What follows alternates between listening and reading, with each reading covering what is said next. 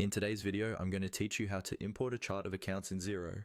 We'll walk through the process from inside Xero so you can quickly bring in your own chart of accounts file and get your accounting system set up correctly. Make sure you're already logged into your Xero organization before you begin and that you have your chart of accounts file ready, usually in a spreadsheet format, such as CSV that follows Xero's template. Once you're on the Xero dashboard, look towards the top menu bar. You'll see several options like business, accounting, and others, depending on your setup.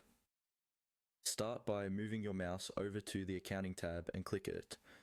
This is where Xero keeps all the core financial tools, including your chart of accounts.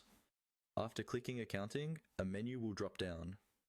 From this list, choose chart of accounts. Go ahead and click on that. This will open the main chart of accounts page where you can see all of your existing accounts if you already have some set up.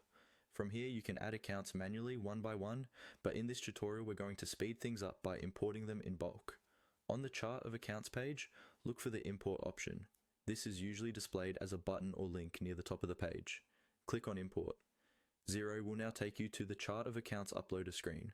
On this page, you'll see instructions about the format of the file and, usually, an option to download a sample template. If you haven't prepared your file yet, it's a good idea to use that template so that your columns and headings match what Xero expects. Assuming your file is ready, find the button labeled Browse.